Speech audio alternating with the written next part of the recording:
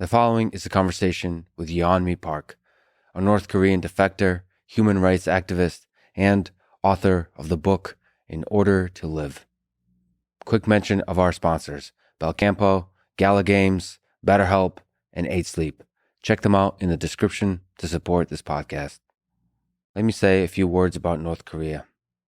From 1994 to 98, North Korea went through a famine, mass starvation, caused primarily by Kim Jong-il, who at the time was the new leader of North Korea after his father's death in 1994. Somewhere between 600,000 and 3 million people died due to starvation. From all the stories of famine in history, including my own family history, I've come to understand that hunger tortures the human mind in a way that can break everything we stand for. In North Korea, during the 90s famine, many were driven to cannibalism. Imagine more than 10 million people suffering starvation for months and years, always on the brink of death. We don't know the exact numbers of people who died because the suffering was done in silence, in darkness. Very little information in or out. Most people had to survive without electricity, without clean water, medical supplies, sanitation, and food. The North Korean propaganda machine called this the arduous march, or the march of suffering, and words such as famine and hunger were banned because they implied government failure. And once again, now, in 2021, Kim Jong-un, the current leader of North Korea, is calling for his country to prepare for another arduous march, or march of suffering, another period of mass starvation as the country closes its borders. Looking at atrocities of the past decades and the encroaching atrocity there now, I think about the quiet suffering of millions of North Koreans. I think about the torture of the human spirit. I think about a North Korean child who could be a scientist, an artist, a writer, but who instead grows impossibly thin without food, their bodies slowly rotting away as their parents watch helplessly.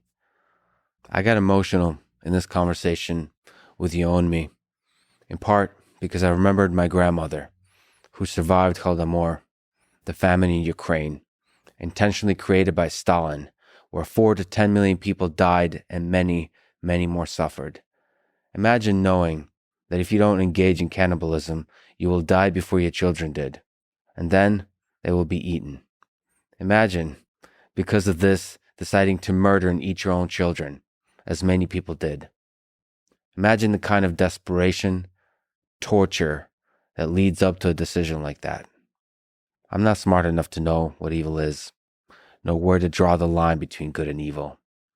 But Stalin, Kim Jong-il, Kim Jong-un are men who in the name of power are willing to make millions of people, of children, suffer and die from starvation. I rarely have hate in my heart, but I hate these men. I hate that such men exist in this world. I hate that the beauty I love about this life exists amidst such unimaginable cruelty. I have been haunted by this conversation, by memories of my grandmother's pain. But I've also been warmed by memories of her love. Love gives me hope. Hope for the perseverance of the human spirit, even in the face of evil. As usual, I'll do a few minutes of ads now. No ads in the middle. I think those get in the way of the conversation. If you skip the ads, please still support the sponsors. Check them out. It really is the best way to support this podcast. And they're pretty awesome in that we're very selective in the ones we take on. So hopefully, if you buy their stuff, you find value in it just as I have. This show is sponsored by Belcampo Farms, whose mission is to deliver meat you can feel good about. Meat that is good for you, good for the animals, and good for the planet. Belcampo animals graze on open pastures and seasonal grasses, resulting in meat that is higher in nutrients and healthy fats. Belcampo has honestly been the best tasting and obviously the best ethically meat I've been eating at home. In fact, that's all I've been eating. Their ground beef is delicious. So there's these 1 pound packages, and I eat 2 of them a day. And of course, it depends whether I'm doing 16-8 or 24-hour fast. I'll either eat 2 meals of Belcampo or 1 with the same amount of calories. I've gotten a chance to visit Belcampo Farms, and actually do a podcast with Anya Fernald, who ran Belcampo for many years, but she's also a chef and just a really interesting person to talk to. It's a really cool experience to do a podcast outdoors, but also just to take time away from computer and internet life and instead go out into nature. Anyway, you can order Belcampo sustainably raised meats to be delivered straight to your door, which is what I do, using code LEX at belcampo.com/LEX for 20% off for first-time customers. That's code LEX at belcampo.com/LEX. This show is sponsored by Gala Games, a fun new sponsor. They created a gaming ecosystem on a blockchain where in-game assets are NFTs that you can keep, trade in the game and outside the game. They are attracting big game designers, developers, and I think have a real chance to create totally new gaming experiences. Speaking of which, I really want to talk to a few game designers, especially for the games I've loved. Certainly John Carmack is on that list. We've agreed a long time ago to talk, and I'm actually pretty sure we'll talk many times. He's a brilliant engineer, brilliant designer, just brilliant mind, and a judo black belt. I think might be a jiu-jitsu black belt too. Just in many ways a kindred spirit. But back to Gala Games, I started playing the town simulation game called Town Star. I created a town called Lexington because I'm very creative, not at all, and started building stuff. I love the game. Wish I had more time to play it, but I certainly enjoyed it when I did play it. I will do my best to do a stream every couple of months of me playing a video game. Anyway, check it out at gala.games/Lex. That's gala.games/Lex. This episode is sponsored by BetterHelp, spelled HELP, help. They figure out what you need and match you with a licensed professional therapist in under 48 hours. I've been getting back out there in the grind of running in the Austin heat. Exercise, especially exercise in 100-degree weather, is a kind of therapist. Nature is a therapist. Struggle is a therapist. If you persevere, it reveals the demons in your mind, the things that maybe you've been running from, that you've been afraid of, and you get to deal with them. Obviously, the more rigorous way to do that is by talking to somebody about it. So I think exercise, meditation, all those things help reveal the demons. But then you have to, I think, talk through them, process them, sort of find the light at the end of the tunnel, especially if you're struggling. And that a professional therapist can really help with. BetterHelp is easy, private, affordable, available worldwide. Check them out at betterhelp.com/Lex. That's betterhelp.com/Lex. This episode is sponsored by 8 Sleep and its Pod Pro mattress. It controls temperature with an app and is packed with sensors and can cool down to as low as 55 degrees on each side of the bed separately. In the Texas summer heat, even with air conditioning, I can't tell you how awesome it feels to take a nap in a cold bed or to get a really nice full night's sleep in a cold bed. I tend to enjoy a lot of things about life, but this is definitely up there. Great sleep on a cold bed, and then maybe with a bit of a warm blanket. That's heaven. Anyway, they have a Pod Pro cover, so you can just add that to your mattress without having to buy theirs. But their mattress, I have it. It's pretty nice. If you want to know my opinion, it can track a bunch of metrics like heart rate variability, but cooling alone is worth the money. Go to 8sleep.com/Lex to get special savings. That's 8sleep.com/Lex. This is the Lex Friedman Podcast, and here is my conversation with Yeonmi Park.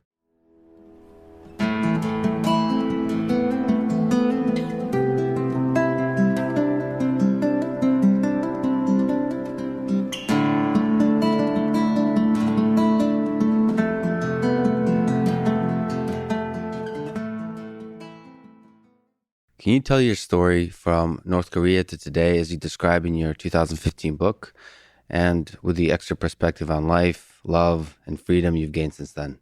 Wow, that's a long story. So I was born in the northern part of North Korea initially, and my father was a party member, and my mom was housewife. I had one older sister, and I remember born in that country. I never thought I was in an unusual country.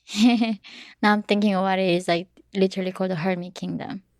But I thought I believed that I was living in the best country on earth. It was a socialist paradise, and everybody in the rest of the world worshipped my ideal leader. And there was nothing to envy for me.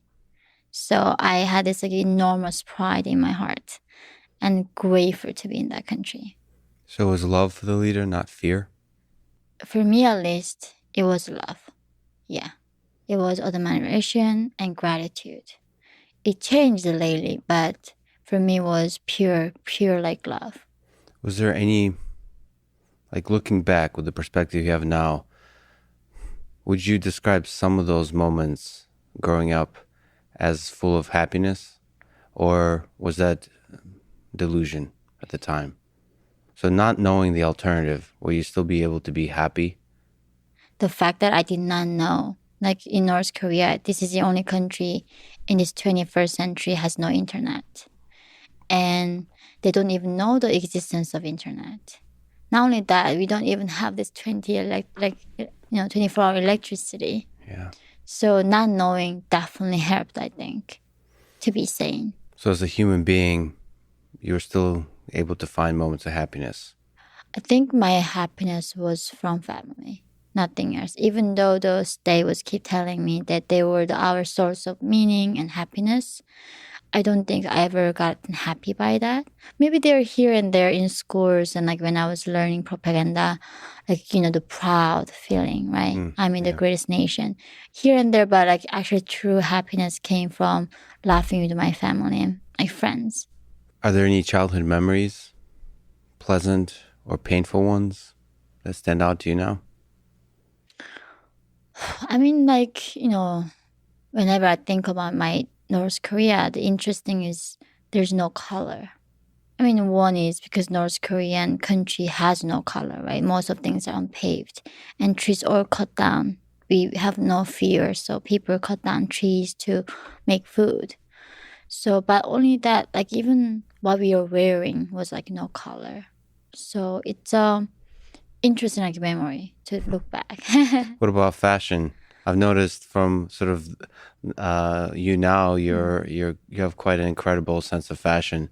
So contrast that with your time in North Korea. How do you remember fashion? Just or ways that people could express themselves visually. Was it all bland? There was no word for fashion in North Korea. We didn't even know. It was not even in our dictionary. So, of course, I did not know what Victoria's Secret models were. I didn't even know what models were. So when I came out, I learned the model was a job. And like, what is that? And I'm still confused. So there's so many jobs that we have here doesn't exist in North Korea.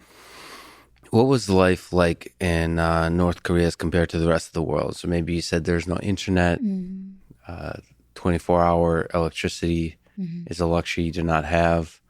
What about food? What about water? What about basic human rights? I think that's the thing, like when people were asking me, can you tell me about like life in North Korea? And in the past, I was like, I cannot describe it to you. And initially I thought, oh, because of my English that I cannot find the words. It's not that, it's just different planet. The common sense that we have doesn't exist there. Like people literally do not know the concept of romantic love or human rights or liberty. So when I'm thinking back to my country, it's, you know, like as you cannot imagine your life on Mars right now. It's like that kind of difference. I grew up never seen the map of the world. I never knew that I was Asian. Like the regime told me that I was Kim Il-sung, the first Kim race. And then our calendar doesn't begin when Jesus Christ was born. Our calendar begins where Kim was born. So and history was forgotten to us. They didn't teach us about, of course, Christianity or like the Big Bang. Like our history began when Kim was born. So everything was forgotten to us. And it was just like different meaning, feeling of existence. You know, it's not even like the same life. I literally think that was almost like my past life. And this is like a new life that I began. You're almost like a different human being now. Oh, absolutely. Yeah. So you've, I have to say, I often say that my favorite book is Animal Farm by George Orwell. I've read it, I don't know how many times. And so I was really happy to hear that was of the many books, excellent books that we'll hopefully talk about. You've mentioned that Animal Farm had a big impact on you. It was the book that kind of led to a kind of awakening for you. Maybe can you describe what impact it had? So after going through what I went through, right, and I arrived in South Korea after many years of journey, they were saying, so Kims were dictators, and South Korea is not colonized by American bastards, and Americans, first of all, not bastards, they're good people. And then they said everything that you believed in North Korea was a lie. It was a propaganda. Then at 15, I was thinking, so if everything that I believe was a lie, how do I know what you are telling me is not a lie? That was so hard. How do I trust ever again? And it was chaos in belief, right? I did not know what was true anymore. And that's the moment, a few years later, I read this book, like Animal Farm, just by mistake. It was a very short book in the library. I was like, okay, I can finish that quickly. And when they're ending that, like last chapter, right, they could not see between the pigs and humans anymore, right? That sentence, I just understood everything what happened. It made every sense to me, what happened to me, my people, and to my country. Yeah, that there's so many things I could say about that book. But, yeah, there's a haunting nature to the end. And I guess spoiler alert, but you should have read this already if you're listening to this. At the end, the animals were looking to the humans and to the pigs, and they couldn't see the difference. And then there's this kind of gradual transition from the initial revolutionary steps of animals fighting for their freedom to slowly the pigs gaining control. Went from 4 legs good, 2 legs bad to 4 legs good, 2 legs better. I believe. 2 legs even better, I think, something like that. They were so like gradually transitioning the ideology under which the farm operates. And I think the gradual nature of that, where basically you have generations born not knowing how things were in the past. And that's what makes the most kind of, for me, haunting transition from freedom to slavery, to suffering, to injustice, all those things. And the animals don't know they're part of that. And also for me personally, I've always kind of found a kinship with Boxer, the horse, because I'm kind of an idiot. I just work really hard. I just work hard. And I just love the idea of working hard for an ideal. And the tragic nature of, to the end, that horse, Boxer, working his ass off for the pride, for others, but yeah, for the pride of the farm, you know. And then the pigs giving him, sort of using that, but then just sending him to the slaughterhouse anyway when he was no longer useful. I mean, there's so many tragic elements that echo everything I've seen in the Soviet Union, and many of the elements that you see in even harsher, more drastic way in North Korea. If there's something hopeful you pull from that book, like within the suffering, within the gradual decline, the taking away the freedom, there were still moments of beauty, it seemed like. It can be. But I think for me was when I was ending the last page of the book. Until that point, I was angry towards the dictator. Like, why do you do this as a human being? I was so angry, dreaming of killing him, right? Revenging my father, the people that he cared. But when I was ending the last chapter, actually, everybody was responsible to create this dystopia in my country. That animals, initial animals, that when they're scared, right, when they see the first execution, and then they were not doing their job, speaking out and keep questioning. Right? They had a question, and then as soon as they see a fear, they silence. Because of that, like that's when I was like, my grandma knew life could be different. I think the one thing about North Koreans are unique is that they don't know they are oppressed. They don't know that they are slaves to the dictator. And the fact that other people know they're oppressed, like in America, a lot of people think they are oppressed. Like, you are not oppressed. You don't even know the definition of oppression. And like, that's like when the new animals came, the new animals didn't even know what the life could be like. There's no alternative for them to compare even. And I was like, my grandmother knew. Why didn't they not do anything about it? And they were just scared. They kept it silent. And everybody was responsible. So the people who knew were too afraid to say. Right. And then there's people that just didn't even know. Yeah. And I don't know what's more terrifying about human nature. Yeah. Looking at this group of people who are afraid to say that things could be otherwise, and then the group of people that don't even know it could be better. Mm-hmm. No. It's I don't know, that's the reason I've returned to that book often, because it's because it's interesting using animals to represent ideas that were very human. It almost allows you to explore the darkness of human nature without sort of being broken by it. Right. So you mentioned anger. When I watch your interviews, you're really calm and collected. Not just your interviews, Instagram, the way you present yourself. You, I don't know. It seems like you're almost at peace with the world. Is there in private times when you're just angry? Do you feel fear? Do you go to dark places, depression, all those kinds of things? Are you able to put that world that you were in behind you?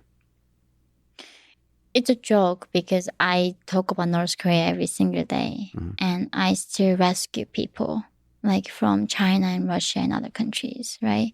And sometimes our rescue mission fails and they get captured and sent back. I still have people in North Korea report to me. So like when I talk to my sister who chose to not be in this life, activist life, she forgot most of things. And like for the other hand, I like remember everything. So sometimes it's a blessing to keep reminded of how, because it's, they say happiness is a relative thing. It is sometimes. I mean, like the thing is also people say because nobody was full when you're growing up, everybody was suffering, you should have been okay, right? But no, like if you are suffering in that degree, no matter even if there's no comparison, like if you're in Nazi Germany, in the Holocaust, right, in the concentration camp, I'm sure nobody was better than them. I'm sure they were suffering. It's the same thing. I suffered. But now, because I'm in this place, I can compare easily, right? Getting that perspective. But it is true, like I still have days that I cannot get out of bed. And I really hoping, like that, where it was Elon Musk talking about downloading your brain, blah, blah. Yeah. It's like if maybe technology develops, that I can download some part of my memory and then I can erase it or like when was I delete it? And that would be so much better. This is sorry for the tough question, but if Elon came to you and said, we can erase that part of your memory, would you do it? Some days I would do it for sure. And my mom would do it 100%. My sister would do it. All other defectors, no, they do it 100%. For me, I hesitated because I'm a witness. So if I delete that part, I don't know how real that can be. But it is painful. Like after I give a speech, right? I mean, I'm fine. But somehow I'm depressed. Sometimes if the talk was very intense, I'm like depressed for 3 weeks. It takes a while for me to be recharged. But I don't know why it is, Yeah. I just don't know. Yeah. Well, there's also there's a guy named Viktor Frankl who wrote the book Man's Search for Meaning. And there's some aspect where he talks about the Holocaust and that you can, in those moments of suffering, still discover meaning, still discover happiness in the simplest of joys. Yeah. Like while starving, a little piece of bread could be a source of incredible joy. Yeah. And there's some aspect in which that experience gives you a clarity about the world. Like somehow experiencing suffering allows you to deeply experience joy. Yeah. And love, and also empathize with the suffering of others, and like it's almost like brings you closer to other humans. So it's this double-edged sword that that the highest of joys sometimes are catalyzed by suffering. Mm-hmm. And it's hard to know what to do with that. You see that with World War II, the stories of soldiers that have suffered, but some of the closest bonds of brotherhood, of just pure love, was experienced by them. Mm-hmm.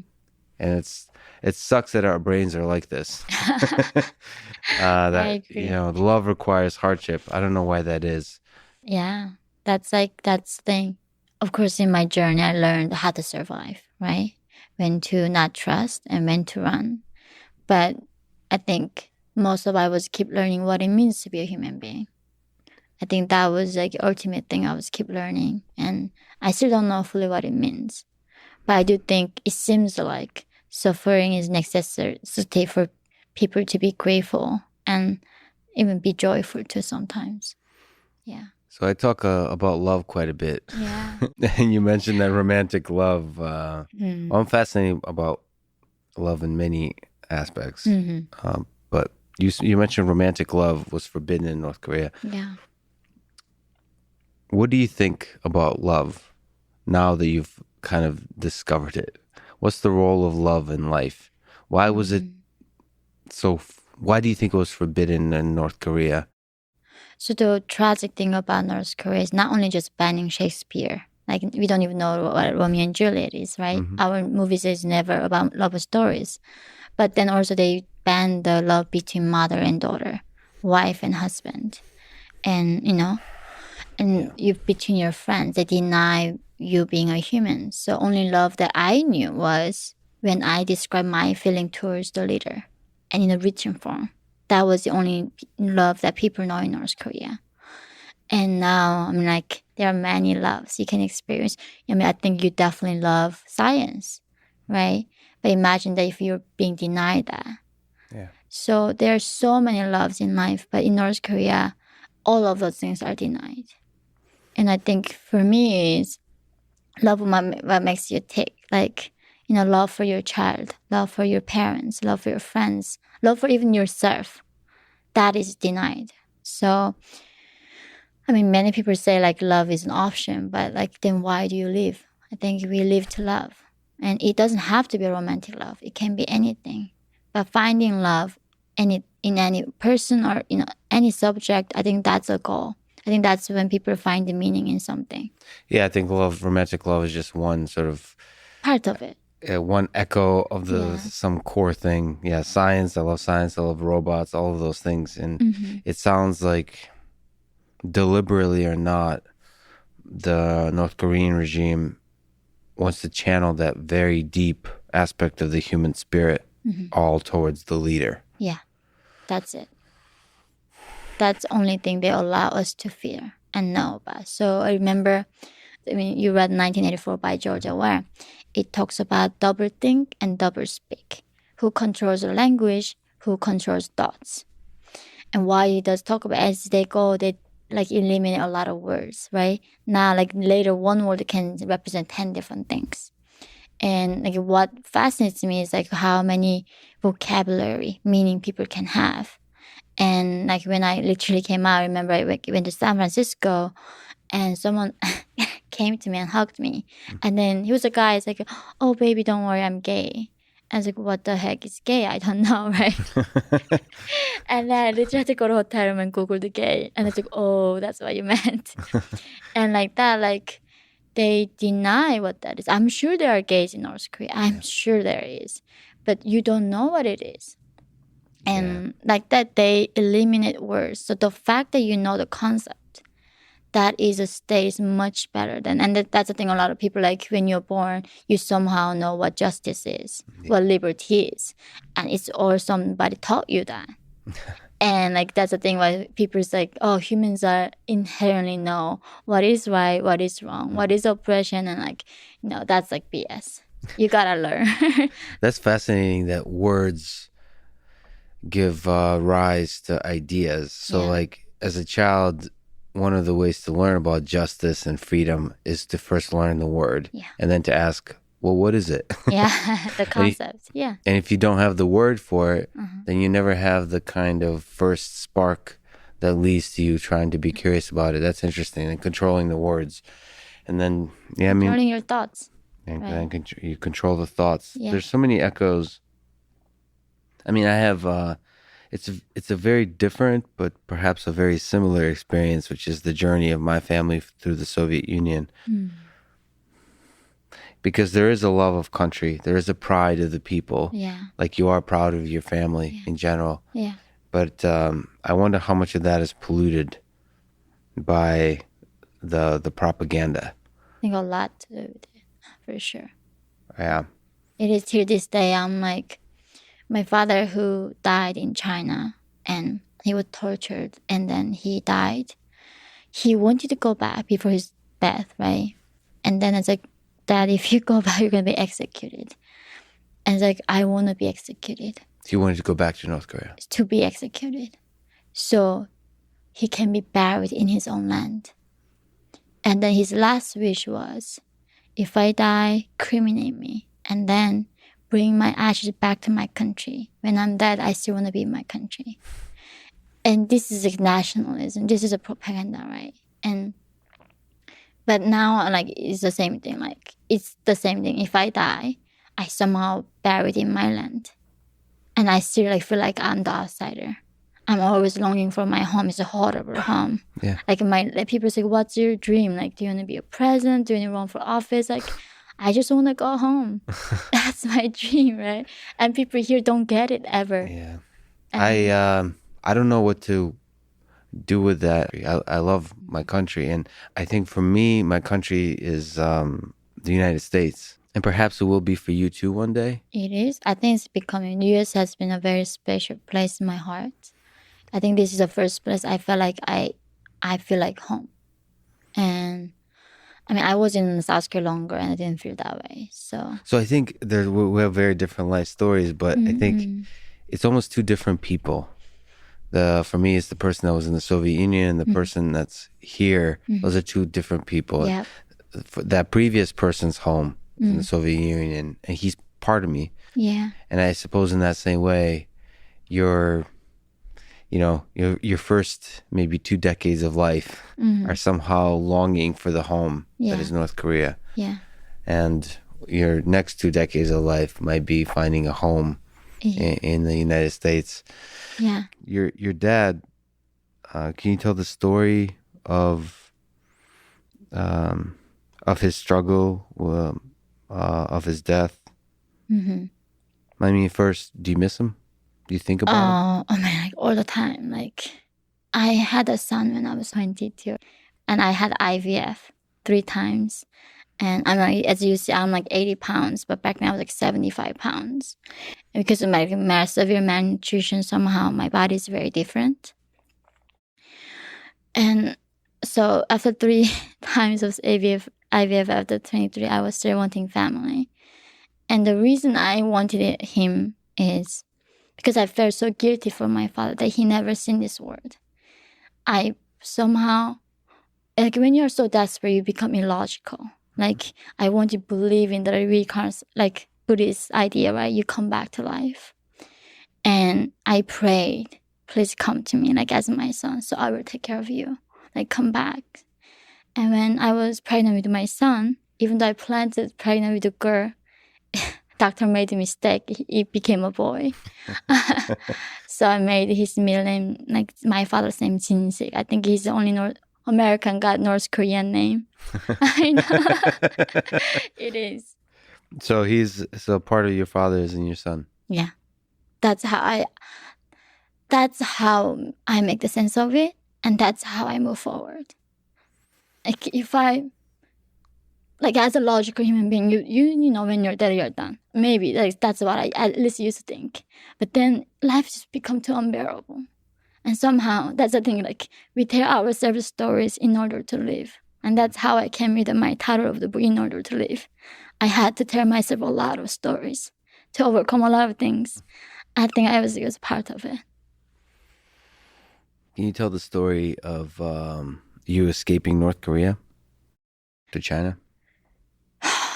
Yeah, I think it's a thing. It's amazing.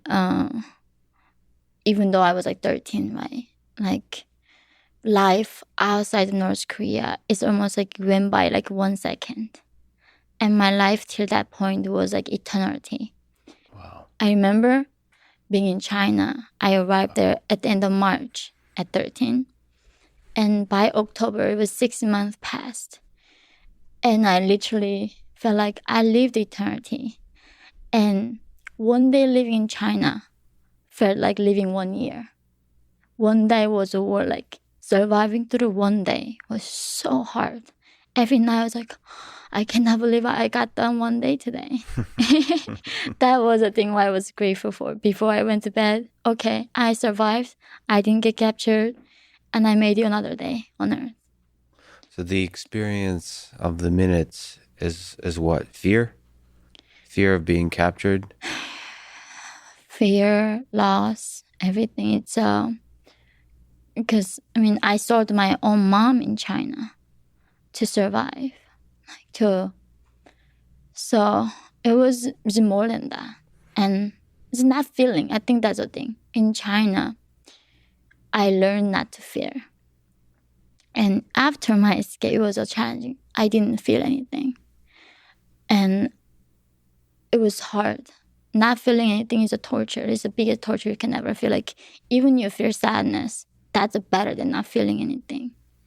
And I felt something when I had my son. That's when I started healing. So he was a miracle to save me. But yeah, in China, it wasn't even fear. Like, it was numb. You were numb. Yeah. So it's like paralysis. Yeah.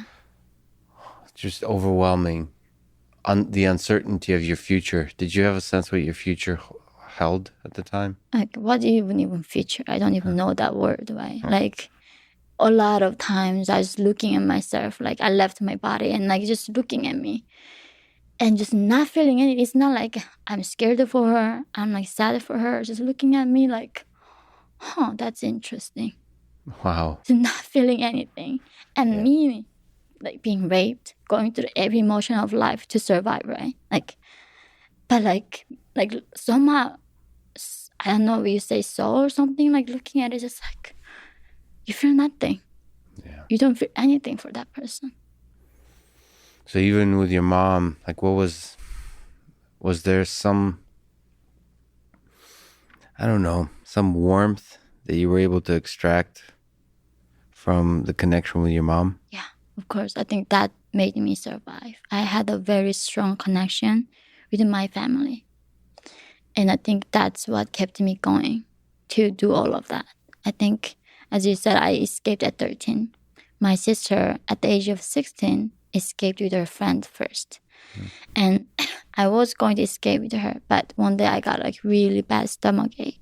And my parents took me to hospital. And in North Korean hospital, they don't have like X-ray machines. Like, they don't even have electricity. They like literally using one needle to inject everybody. Yeah. And people don't die from cancer in North Korea. You die from infection and fever and hunger, right? So most likely you're going to die more by being treated by doctor than not being treated.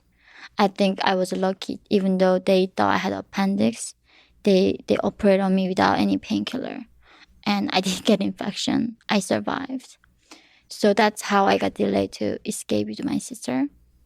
And she left me a note in my bedside saying, like, follow this lady. And this is like another trick about human trafficking, right? She sold me to China as a sexual slave. And she executed for it later. And she was executed for that later. She had 5 daughters, and she sold all her children to China. And we can now sitting here judging on like how heartless you are selling your own children to China. And as a sexual slave, her children were like 7, 10 years old. But that was the only way for her to save her children. And if she didn't sell me that day, I would be dead right now. So I'm grateful that she sold me. And I think that's the thing, is like, life is so crazy. You cannot judge. It's just so complex. And yeah, that's how she changed my life, by selling me. She sold my mom and myself in 2007 to China. So you're grateful for that. So you're grateful for that suffering. Of course I am grateful. Because the alternative is worse. I would not be here with you. You never knew I existed. What do you make of the others suffering in the world today? The people there in North Korea. Mm-hmm. So that is part of your life's work, is helping those people. Mm-hmm. What do you think about them? What should people know about them? I think that's when I get angry.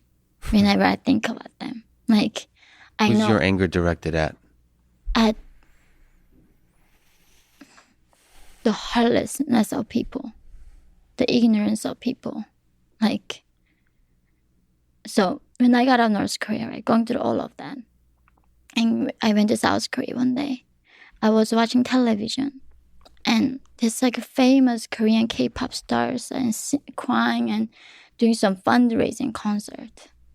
And I literally thought, I was like, oh my God, something is horribly going wrong in this country. Why are these people crying? It was cheery, like campaign. And then later it was showing that it was an animal rights campaign to helping out cats and puppies in the shelters. Yeah. Do you know anybody sheds their tears like that to another human being right now? Like, no, right? People rather give millions of dollars to save some dolphins than saving these children right now being raped in China. And I think I love Elon Musk. I read his work. I love these people want to like go the moon, Mars. And like people told him like, yeah, we went to the moon. Like I did not know in North Korea. But I think that's what upsets me. Like why there's not even one single human with that kind of brilliance in their brain. They can save so much suffering, but nobody does anything. I think that's when I feel like hard to find hope in humanity. And that's when I get so upset. Because think about like even Biden or Trump or Obama. They know what's happening in North Korea exactly, right?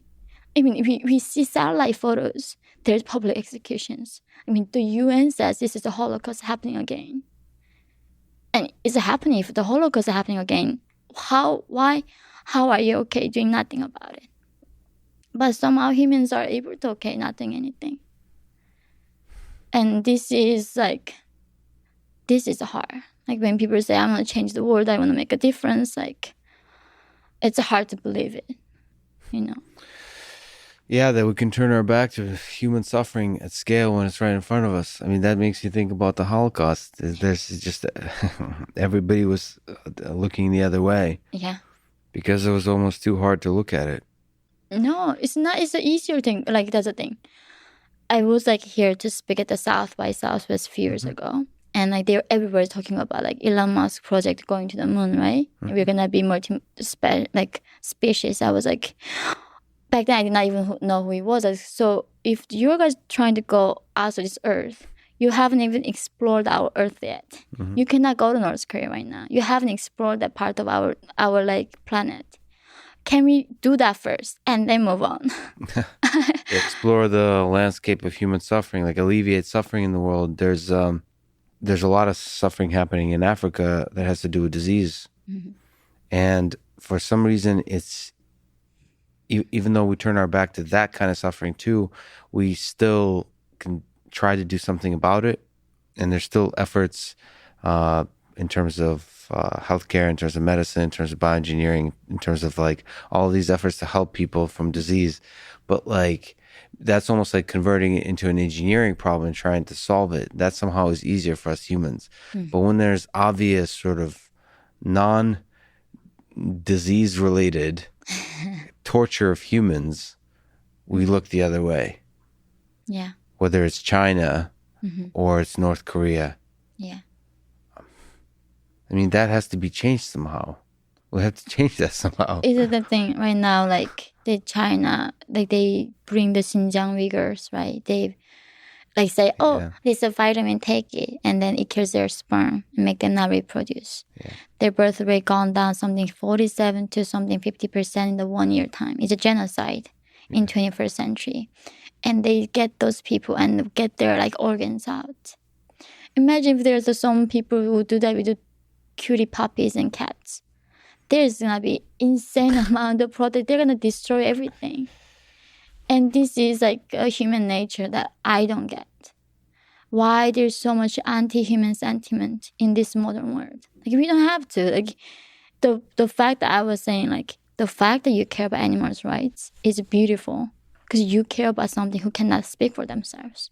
The fact that we care about animals is because they cannot speak for themselves, right? They don't have that ability. And there are many people who cannot speak for themselves right now. And why do you refuse to be the voice for them? Because they are simply being a human. And maybe it connects to us not being proud of who we are. Like, maybe, I don't know what it is. Why do they deny humans this way? Maybe they don't like themselves. Yeah, it's almost we would have to acknowledge some dark things about ourselves in order to start helping. Mm-hmm. Yeah. What's the solution? So, I see two solutions. One is on the military side. Yeah. It's assassination Mm-hmm. or the full-on invasion. And then on the activism side, which is figuring out ways to, like you said, sort of let people in North Korea understand their situation, sort of from within try to reform. Or maybe there's others. Obviously, there could be activism from the outside to build up momentum for the entirety of the world, especially the world that it's not just the United States or Europe, but also is Russia and China and so on. Yeah. What are your ideas here? How we can what we can do as individuals and as countries? I think the first thing that we can do is speak about Chinese role in this sponsoring dictatorship in North Korea. Like, I haven't had so much struggle talking about North Korea, right? They say how North Korea is possible, why it's like the way like this is. 99% accountability going to CCP. Kim Jong-un cannot last without Chinese help even 1 week. This is completely funded. This Holocaust is funded by CCP. But if you talk about it in the mainstream, of course, they don't buy it. And I think it's in a way, North Korea is a lot easier to solve than even in the Middle East. There's nothing conflict like between people. There's no ideology, no religion, nothing. People are peaceful, right? There's not even one civil, like any discontent among the people. Our problem is there's a dictator funded by the second economic power in the world. And even any military, they know if they kill Kim Jong-un, they're going to get killed by Chinese. Nobody can dare to stand up against Kim Jong-un because of China is backing it.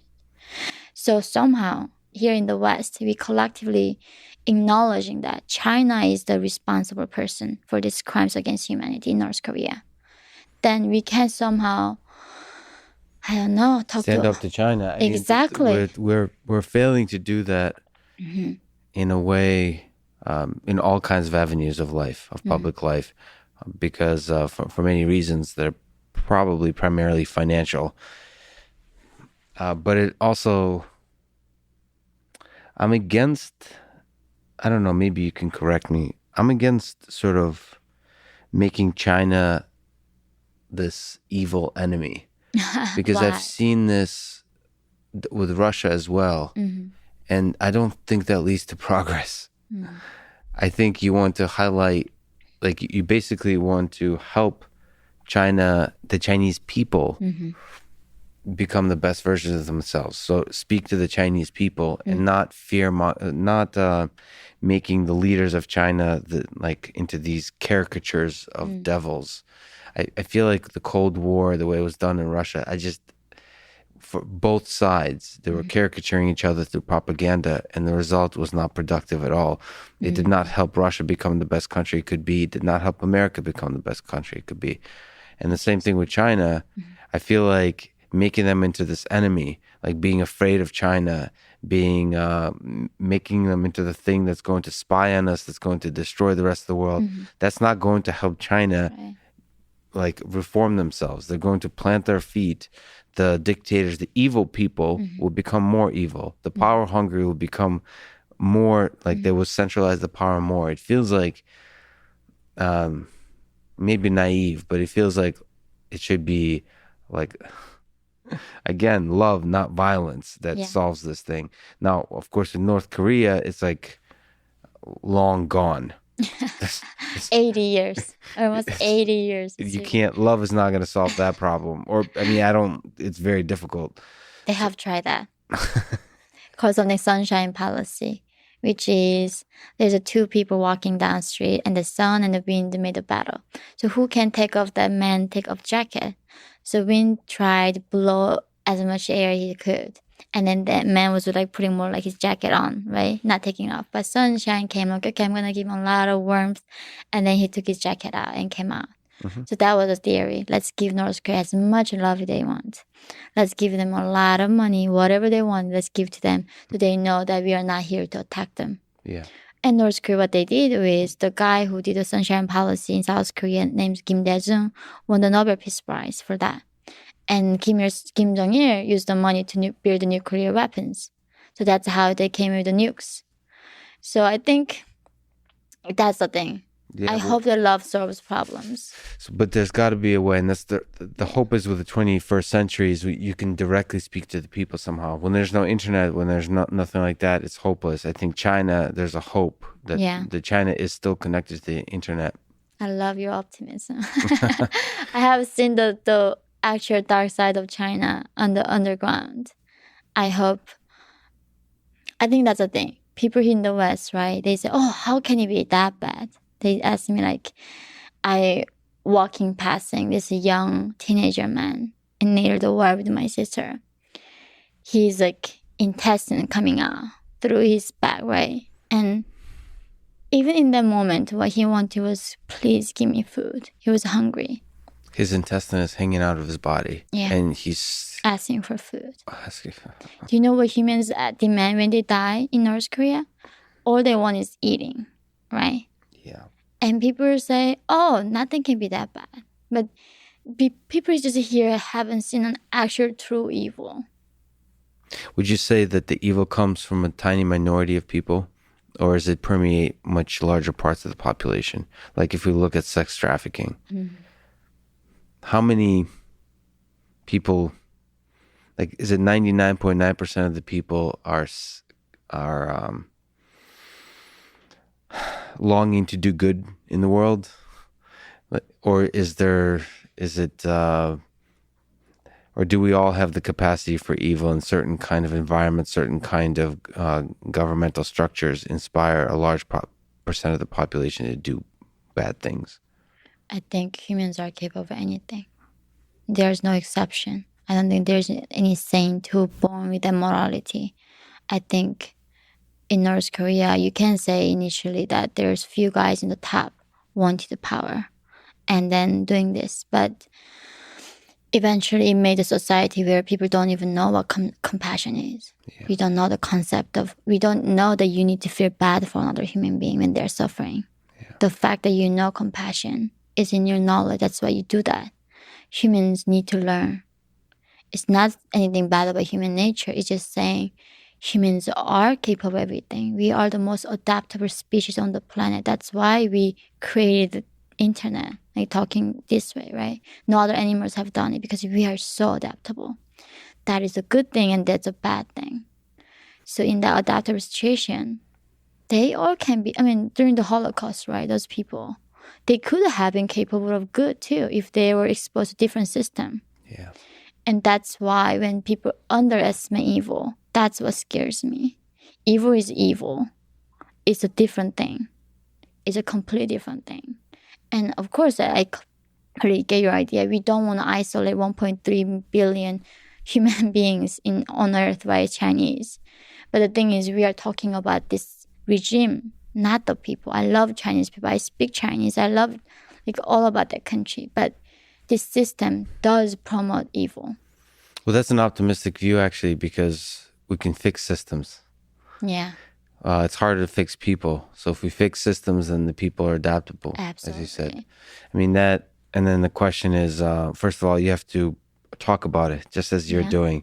You're right now like this little flame that burns bright, and it's really important for North Korea.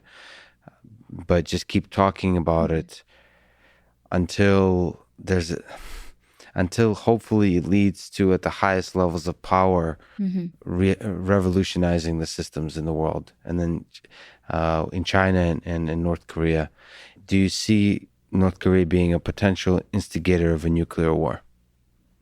They will not start a nuclear war as long as they can do whatever they want right now, right? North Korea's army not designed to fight the enemy. They designed to prevent their own people, the coup d'etat and the revolution with their own citizens. Yeah. That is 1.6 million of North Korea with a tiny country, the fourth largest armies in the world. So this country designed to fight with their own citizens. And the army, the fourth largest in the world, is designed to basically fight its own people. Oppress their own people. That's what North Korean military is about. Okay, let me ask you some aspects about North Korean life. Can you describe the Sangbun system of ascribed status used in North Korea? Yeah, so that's a very interesting thing, right? Right now, there are a lot of people playing with this ideology of like democratic socialism, communism, whatever you call it, Marxism, Leninism, right? They have all like these similar features where we give collective power to a certain entity and they will make the decision for the bigger good, right? And North Korea came up with the idea, the Kim Il-sung, he was the Leninist, he was Marxist, saying, I'm going to create the most equal society on human face. So it was a communist North Korea. And then they came up with this Sangbun system, it's like family caste system. 3 big categories, warrior, wavering, and hostile. And then within 3 classes, they divide into 50 different classes. So a lot of people don't even know which exact class you belong to. That's a secret government document. And that's how they decide your future. So in a way, in North Korea, before you're born, your life is determined for you. And this is almost a joke, right? They dreamed of creating the most equal society. They ended up with became most unequal society in the face of humanity. So there are 50 different classes, and where the one guy on the top became a god. So when this animal farm, as we keep saying, like there's so many, all the animals are equal, and some of animals more equal than others. Exactly. Oh, boy. But it's not only, it's just more equal. One guy in North Korea became a god. So North Korea was born out of Marxist ideals. Yeah, Can from Stalin. Can you comment on Juche ideology, which seems to be its own kind of socialism, but with unique aspects here. Right. It really does ideologically says the importance of having a great leader. Yeah. Is there some interesting similarities or differences that you can comment on between other implementations of communism throughout history, the Soviet Union, China, elsewhere? So Juche is very unique. It came on around the 90s after Soviet Union collapsed. So before that, North Korea was very still loyal to the Marxism and Leninism, which the state takes care of you. We are going to give you the right education, healthcare, your livelihood. Everybody is going to be equal. You're going to have in the working collective farm, collective workplace. Everybody collectively do things together and let's work for the paradise. Yeah. But 1991, the Soviet Union collapsed. And until then, North Korea was heavily subsidized by Soviet Union's aid. And then Soviet Union didn't give them anything. So now 3 million people dying on the streets. The regime then came up with the idea, okay, our goal is what is successful ruling for us is keeping the 10% of population alive, which is in the capital Pyongyang. So they designed the Hunger Games. There is a capital, 13 other districts. Everybody on the countryside on purpose being starved. So those people who are starving cannot thinking about meaning of life, cannot thinking about shooting to the moon, right? They're not going to think about anything. All they're going to think is like finding next meal. All on purpose. All on purpose. It's man-made famine. International community was begging to give North Korea food. Why not? Still at the UN, they beg to give North Korea formula, medicine, and food. They are begging, can you please feed your people? And Kim Jong-un said, no, thank you. Last year, like when North Korea had a horrible flooding, South Korean president was begging, can I give you please some medicines? Like, no. because he wants to be the one provider. He doesn't want people to think other people giving him the thing. So on purpose, other people are starving. And that Juche idea is that's when it's coming from. So until that communism was about like state is being a father figure, takes care of all your needs, right? Give the power to us and you're all good. But North Korea regime says, okay, now we cannot give people ration, so which means Juche means self-reliance. You need to take care of yourself while you're giving every right to us. So now in the 90s, the regime told us, okay, we are not going to give you ration. You cannot trade. That's illegal, but you find your own way to survive. So be self-reliant. That's what Juche is. And, but when you're a God, you can do whatever you want. You don't need to make a sense. That's the difference being a God and being a leader.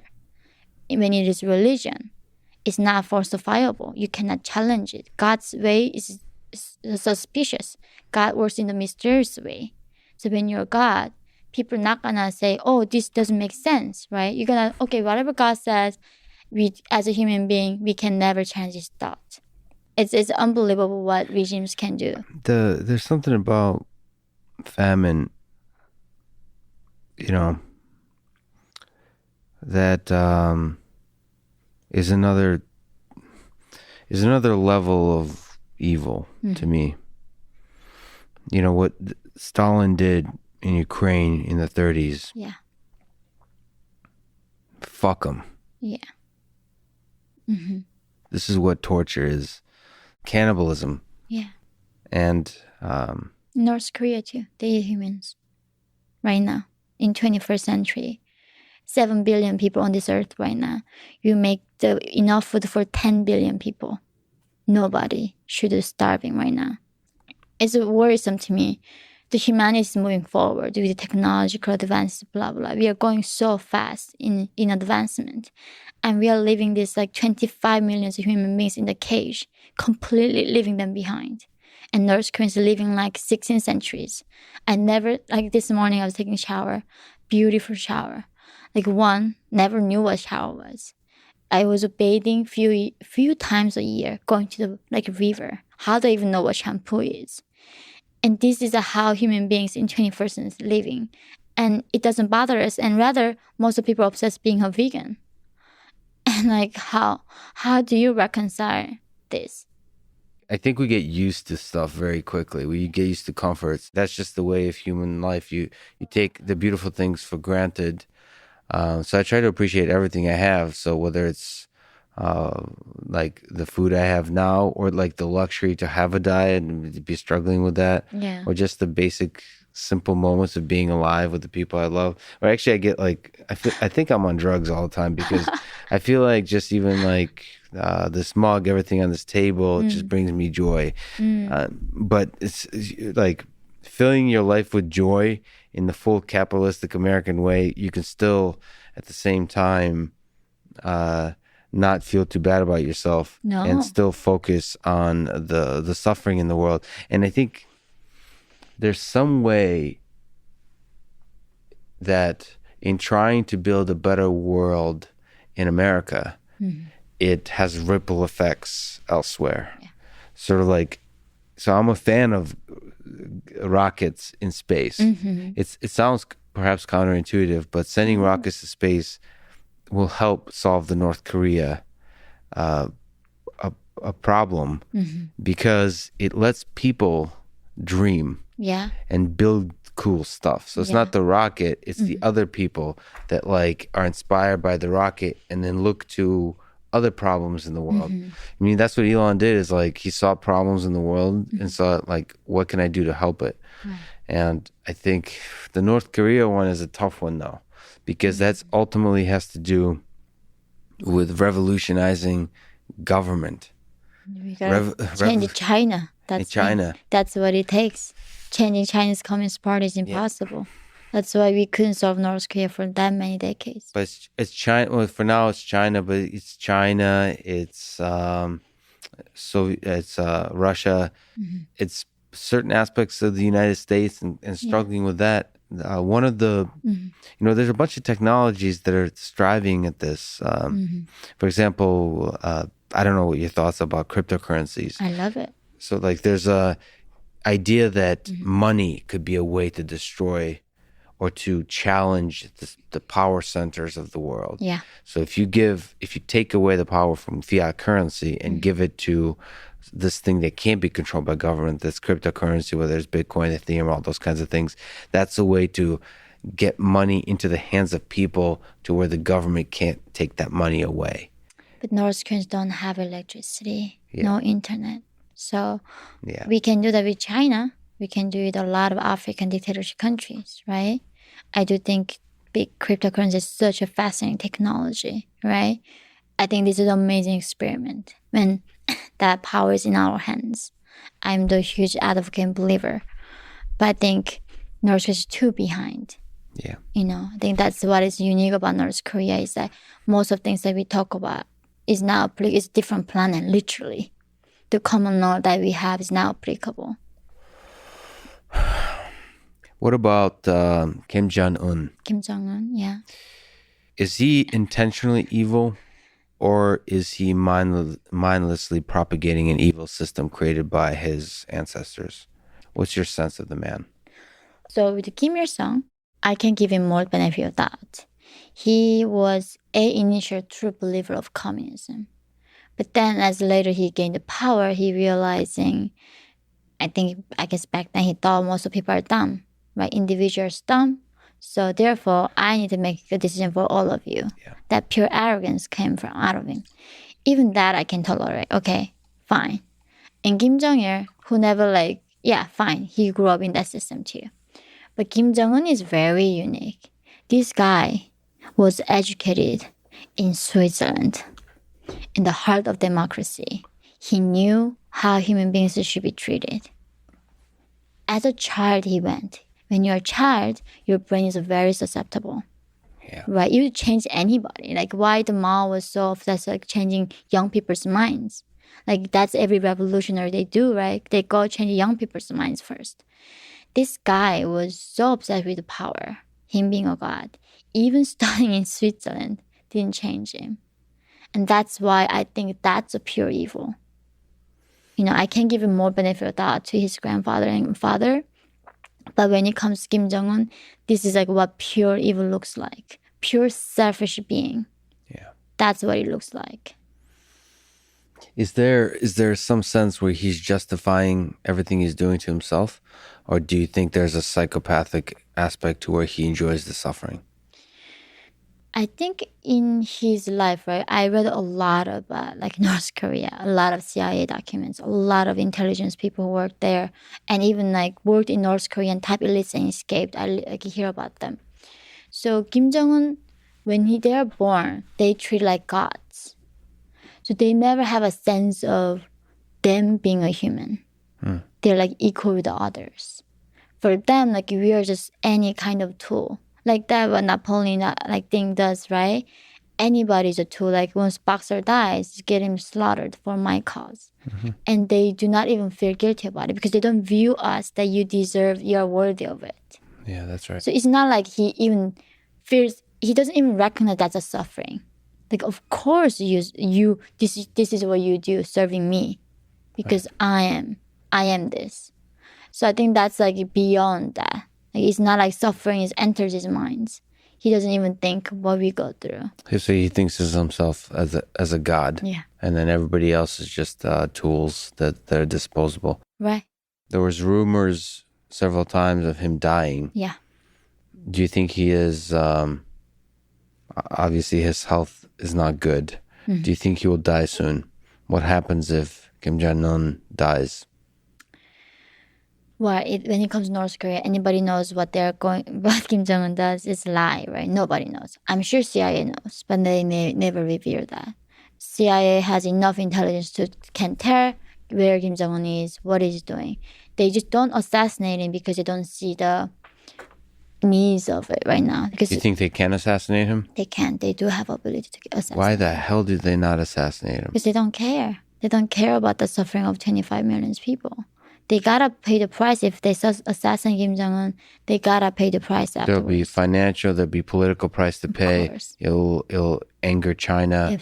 Absolutely. That is a huge piece for them. And then they'll have to deal, obviously there'll be financial and military consequences of having to deal with the turmoil, the uncertainty, Yeah. the revolutions that will spring up. Yeah.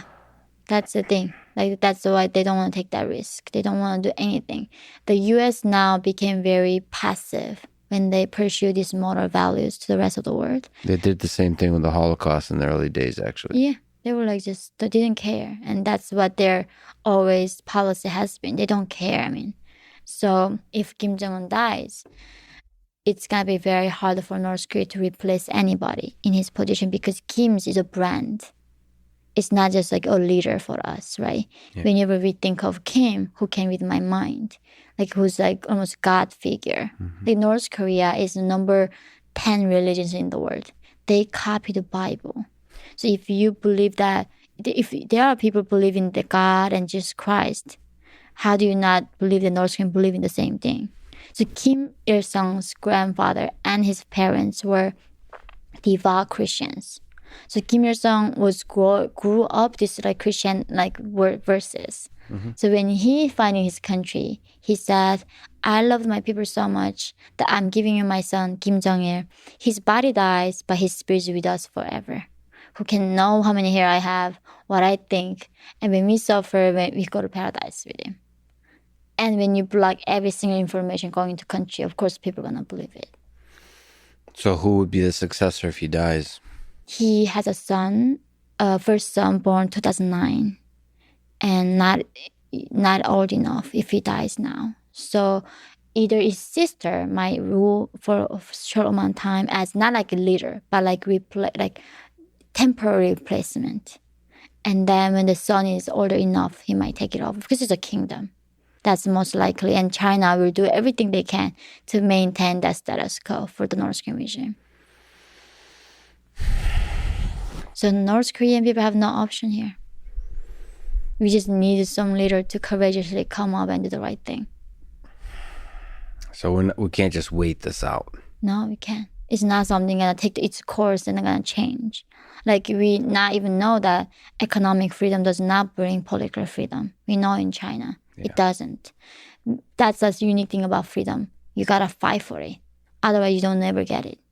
Freedom is something has to be fought. And if nobody fighting for freedom, it's not gonna be there. Can we talk a little bit about freedom? What does it mean to you? Mm-hmm. Having had, we talked about love in that same way about freedom, having sort of discovered it later in life. What does it mean to you? I think every day I get a new definition of freedom. It's a never-ending journey, having this relationship with being free and what it means to be free, right? I think you definitely can live life without being free, and also happy life too. I saw a lot of North Korean elites who were fed and had power but didn't have freedom, were very happy, in a way happier than the people that I found in New York were like investment bankers and consultants in Manhattan, and 70% of them go like talk to therapists. Mm-hmm. I was very confused. I remember writing my book in New York, like my editor was saying, "Yeonmi, you know, like you're traumatized. You need to go talk to a therapist." Mm-hmm. And I was like, what is therapy? Right? What is trauma? Because in North Korea, they don't have word for stress or trauma. Because how can you be stressed in the socialist paradise? Mm-hmm. So they don't let you be knowing what that is. Yes. So, and then they were like, yeah, hearing people having problems, go talk to therapist. And I was like, how much is it? I said like $200 per hour, and it's a discounted rate too. It's like, no, thank you. I was like, Yeah. And we know that freedom comes with responsibility. And in a way, it's not that easy to be free. Thinking for yourself, constantly.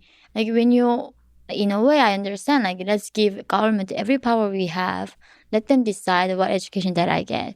Let them decide where I live. Like, let someone figure that out for me. And that's how North Korea began. Hoping the government gonna represent my own interest. Believing that they were good.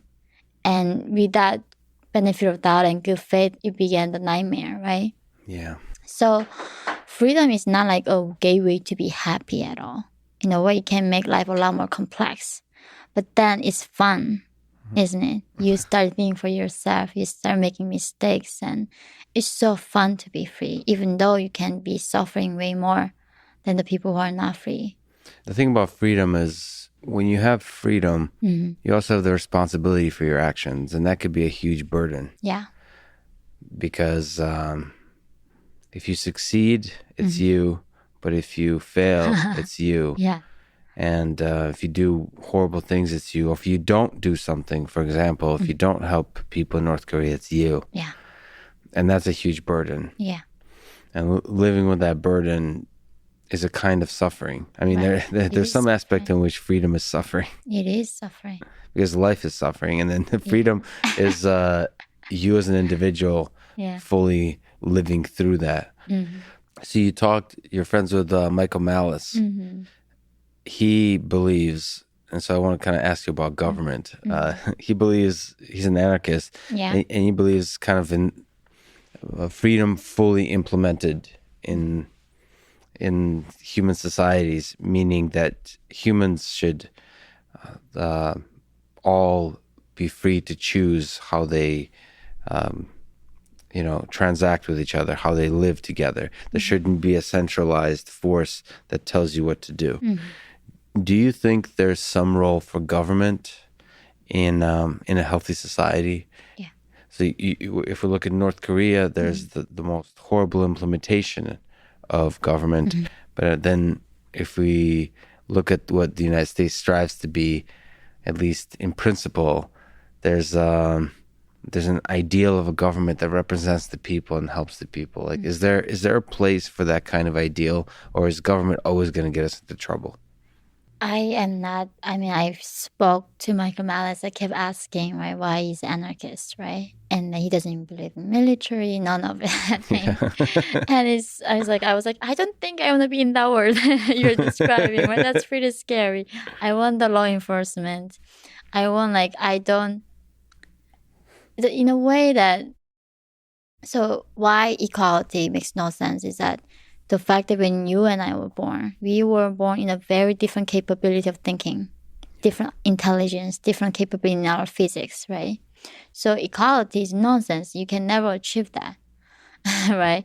So to me, that's when it's very scary. When the government tries to enforce equality on everybody, that is impossible. That's specifically equality of outcomes. So given that we all start at different places, enforce, measure in some kind of way where people stand, and if they're unequal, enforce equality. Yeah. And that's what leads to the kind of things that you mentioned with the class system, right, in North Korea. Yeah. So I think that's why government can be bad. They can be very dumb. And another thing is that they cannot know what you want. A lot of times people don't even know what they want as an individual. Like, how the heck do you assume government gonna know what is best for you? Nobody knows. We just all do our best. I do think, though, some governments, like in Switzerland, have more give power to the different state, can be good. I think I'm more giving power to the state and let individuals decide where they want to go within states. Why did you choose Texas, right? There's no income tax, right? Like, there's a lot of things people find Texas, charming, and they come here. So in a way that I don't want to be in a one strong government that makes every single thing the same way. In a way, I want to kind of experiment everything. We can have an anarchy state. There's no police, nothing going on. You can be whatever you want. And you can go on a state where it's like abortion is bad, blah, blah, this is bad, all these conservative values. And let the ideas compete and let them how they're being practiced in real life. But I think it's very scary when the US government is getting bigger and bigger, and then they try to, make every state under one big government. And that's when I get really alarmed. Are there things that you see in the United States, in the current culture, that's kind of has echoes of the same things you saw in North Korea that worry you? So much. Absolutely. It's in America now, the meritocracy doesn't matter, right? It's evil. The white man's idea of talking about if you're competent enough. They say, oh, if you're coming from rich white family, you are going to be competent. So other people don't have a chance. But look at Asians who came from nothing as competent and go to like Harvard Law School and medical school. Yeah. So it doesn't, almost it's like there's no incentive for you to work hard anymore in the system right now. That is North Korea. There's no incentive because you're born with your class already. So no matter what you do, you can never. So the horrible thing about North Korean system is that there's nothing even calling marry up. So if you're coming from other cultures that like Meghan Markle joined the royal family and she became a lawyer, you go up. But in North Korea, if someone from high class is gonna marry somebody down, you only go down with them. That's how they prevent class mix. Right, that kind of enforces the separation because there's a huge disincentives to go to marry to integrate between classes. Yeah. What do you do about this kind of, especially in universities, but in companies? I'm thinking about starting a company, so I'm looking at this very carefully. There's these ideas of diversity and meritocracy. That's a tension. So I think there's a big way in which diversity, broadly defined, is not at all in tension with meritocracy. Yeah. So having a variety of people, backgrounds, way of thinking, all those kinds of things is a huge benefit to any group. But the way diversity is often defined is by sort of very crude classes of people, whether it's by skin color or gender, or some very kind of large group way. And that actually does two things in my mind. One, it drowns out real diversity, or not real, but the full spectrum of diversity, which is like within class diversity of like, are you somebody who is are you somebody who's exceptionally good at mathematics? Are you somebody who's exceptionally good at psychology? Are you good with people? Are you good with numbers? All that kind of stuff that I think spans or intersects in fascinating ways with these kinds of groups. So that's diversity. And then meritocracy is this thing that probably the reason I wanted to move to Silicon Valley and the reason I didn't is like having a fire to change the world within you. Like, meritocracy is like, I want to be the best in the world at this, and I will strive and work hard, not stepping on others, but like purely within yourself, be the best version of yourself. That idea is in some ways being not celebrated or demonized. Demonized. It's literally meritocracy is being demonized right now in America. Working hard is a symbol of you coming from some established family. Yeah. The fact that you celebrate accomplishment, hard work is a sign of your patriarchal, whatever thing they call, right? And they want to abolish that. They want to like stop giving kids grades. That's what they're already doing, right? They want to stop. They want to like we should abolish like SAT in America. They take to go to college, right? Yeah. They won't even abolish that. So, yeah, some kids have no ability to do math. So why do we have to force them to learn math? And that's what comes with humans overcome challenges. Yeah, that's what makes us special. But then, like, because these kids coming from this family, let's find the reason why they cannot, and then they don't have to do that thing. But they still deserve the same job. They need to be a lawyer and doctors. Yeah. And that's like what in North Korea was like there was not even meritocracy to begin with, right? Did you born in the same family, the blood, right? Like if one person does something wrong, it's like collective guilt. Because I spoke out, 3 generations of my family got punished, who I left behind. And then in America, I see the same thing. Like if you're somehow great-great-grandfather owned a slave, now you are privileged and you're guilty because you are white and guilty. But how do you change your ancestor? How did you have a saying on it? And that is where there's no way out. There's no forgiving. There's no moving forwards. And this current culture in America now, like I remember at Columbia, like before class, everybody have to go around of saying, tell us what your pronoun is. And my English, my third language, I learned as an adult. even saying he and she, I'm confused. Not by this is pure mistake. And they say call me they because I'm gender fluid. Basically, I can be a girl, but next hour you talk to me, I'm a boy, right? Yeah. And if you don't do it right, they like look at you. Why are you a bigot, right? It makes me so nervous. And this is where I come to. This is a regression of civilization. We are regressing as a humanity here. Like the enlightenment, all of those things made us so much brighter and looking forward. And now we are going backwards. Well, I think there's a pendulum aspect to it because it's my hope in terms of backwards. So a pendulum goes backwards too, but it just goes back and forth, I think. And then in the long arc of history, we're making progress. I think all of the discussions of diversity and inclusion and all those kinds of things, I always thought that they're healthy in moderation, right? They should be a small part of the conversation amongst other things. The natural aspect, like it seems that they kind of have this way of just consuming all conversations. It's like the meetings, like diversity and inclusion meetings multiply somehow, where it's like the only thing that you're talking about. And it's very kind of absurd. And when I look at even at MIT, it's a strangely disproportionate amount of discussions about that. And also to me as an engineer, those discussions are very frustrating because they don't seem to actually do anything. No. So like they want to bully people instead of creating systems that fix definitive problems. And that in itself, that kind of bullying, that's the same kind of thing you saw in terms of McCarthyism in America against the communists. You certainly saw that in Soviet Union against everybody who's not communist. It creates hate, not progress. When you talked to Jordan Peterson recently, and people should listen to that conversation, it was a fascinating one. I think he almost got emotional on the discussion about universities and your experience with Columbia, because he, like myself, for perhaps different reasons, have a hope for our academic institutions.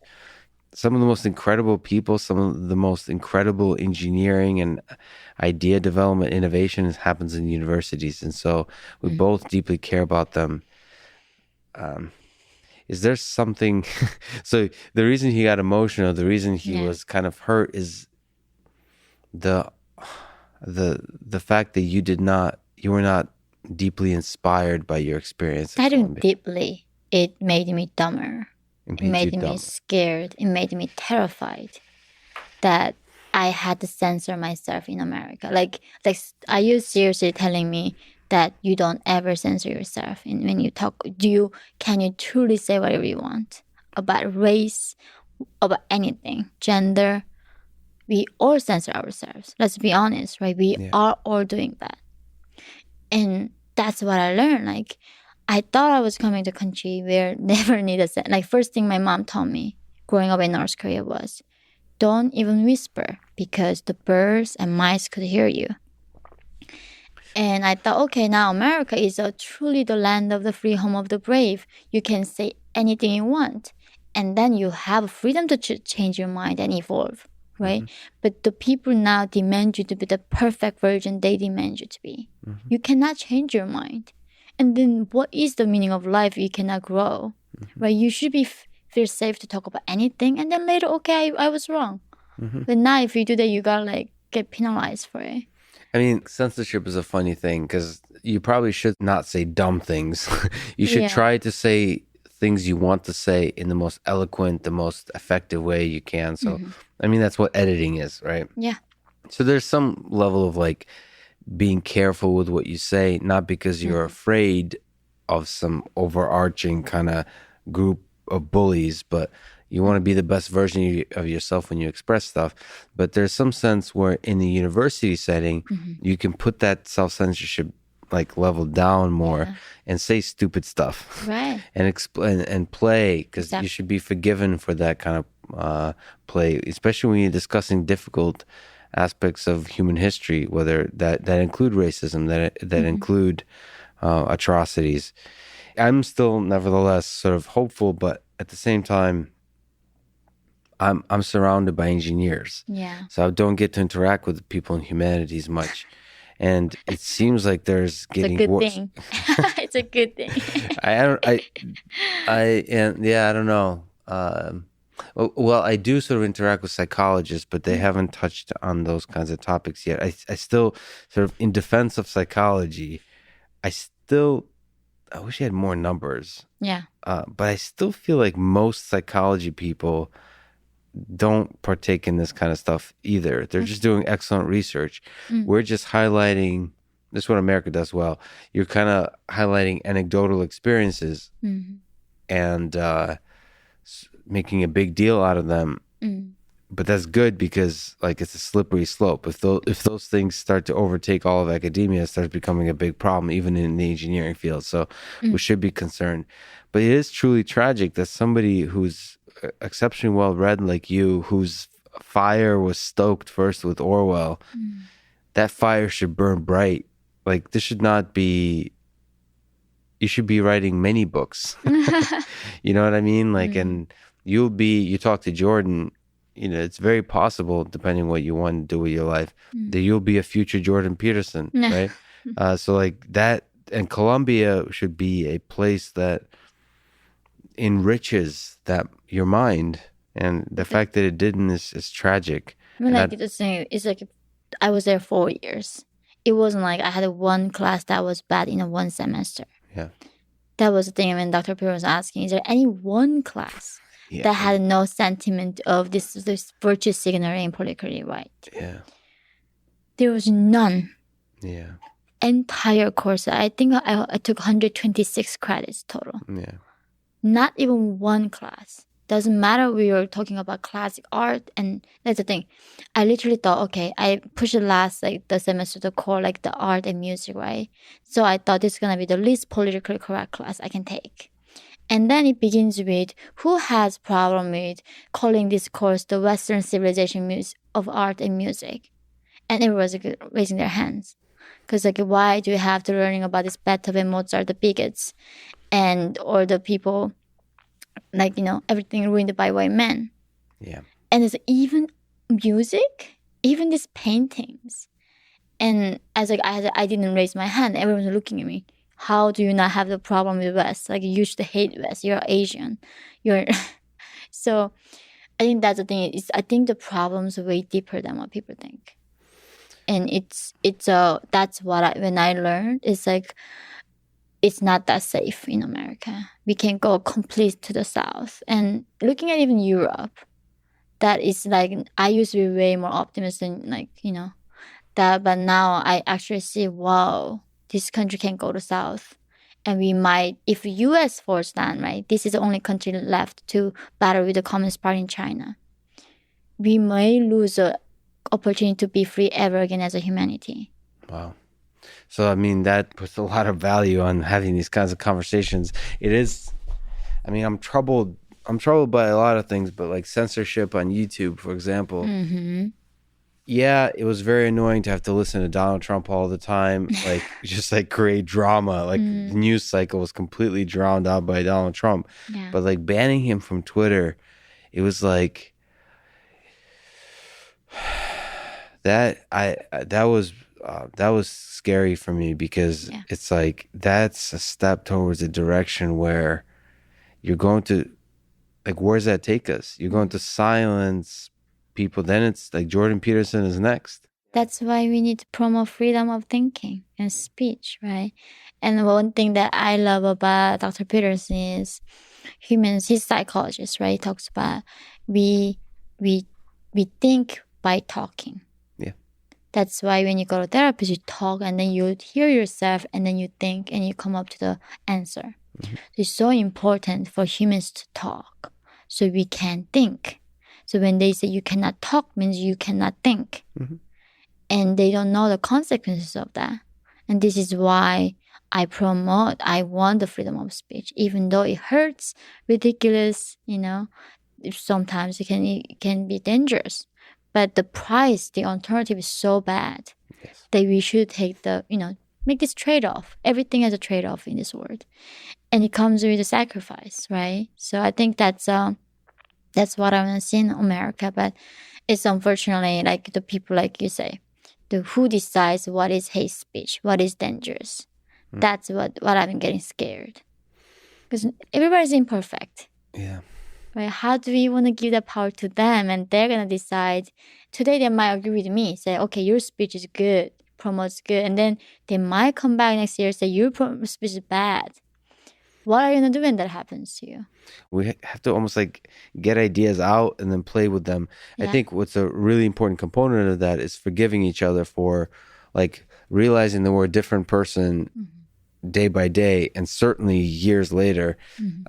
And I think some of that is both cultural mechanisms of saying like we forgive each other for wrong ideas, or not wrong ideas, but for who we are, the full evolution of the human being, for the steps we've taken on that evolution, and also creating mechanisms that allow you to allow us to forgive each other. Like, for example, on Twitter is like horrible with this, because one of the main viral ways that people create drama on Twitter is like pulling up an old tweet that somebody said, right?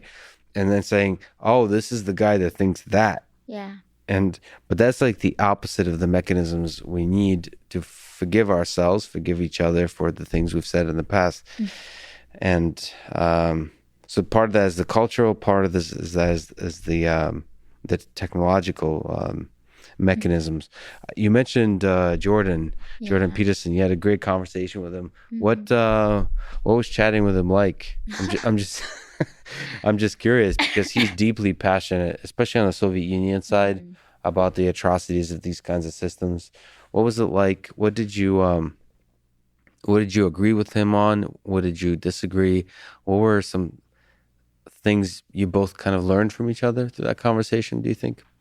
So my story to Jordan Peterson, I mean, a very long one. Yeah. So one day I was walking down in Chicago, and they were like, huge theater were sold out. He says a big letter, Jordan Peterson sold out. Yeah.